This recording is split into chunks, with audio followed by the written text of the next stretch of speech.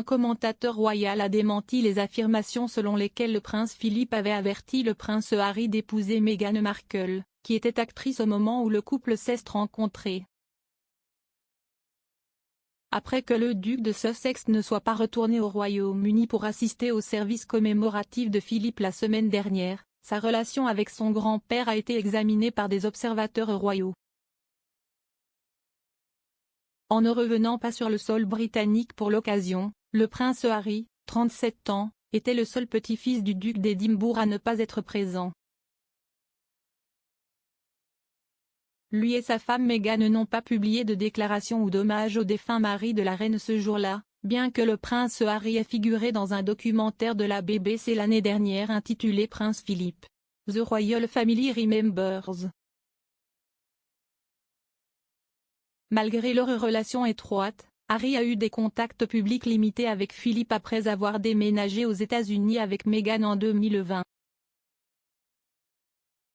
Dans le passé, des rapports non fondés affirmaient que le duc d'Édimbourg désapprouvait la relation entre Harry et Meghan lorsque le couple a commencé à sortir ensemble. Le commentateur royal Neil Sean a démystifié l'allégation selon laquelle Philippe avait dit à Harry « On sort avec des actrices, on ne les épouse pas », quand il a commencé à sortir avec Meghan comme tout simplement faux. L'expert royal a discuté de la réclamation dans une vidéo sur sa chaîne YouTube et a noté que la citation semblait provenir d'un moment antérieur de la vie de Philippe.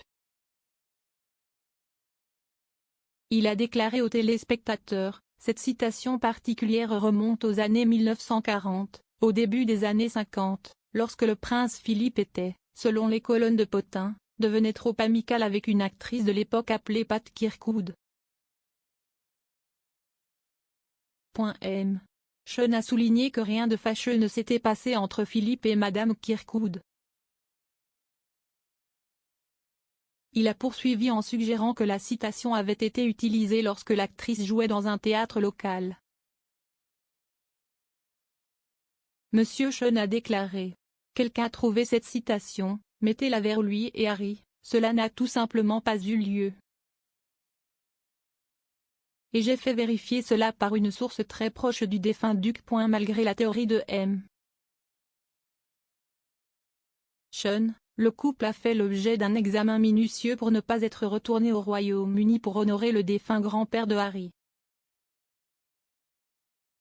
Bien qu'aucune raison de leur absence n'ait été donnée par un porte-parole, il a été supposé que la décision de Harry de ne pas y assister était due à sa bataille juridique en cours avec le ministère de l'Intérieur au sujet de la sécurité.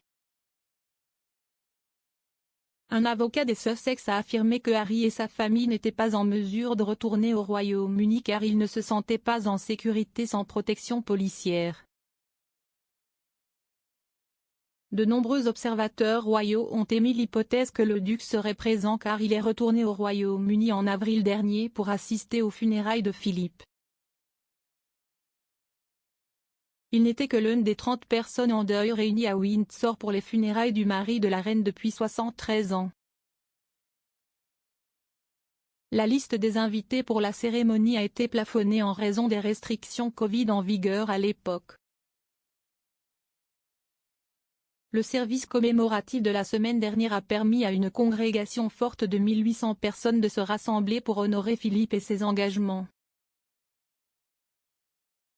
Le service a été suivi par des membres des familles royales britanniques et européennes, des dignitaires et des représentants des patronages et des affiliations de Philippe. L'occasion a marqué le premier événement majeur auquel le monarque a assisté en dehors des murs du palais depuis octobre dernier. Les participants ont chanté une interprétation entraînante de l'hymne Guide-me, O to Great Redeemer lors du service, qui était l'une des demandes funéraires de Philippe qui n'avait pas été satisfaite en raison des règles de Covid.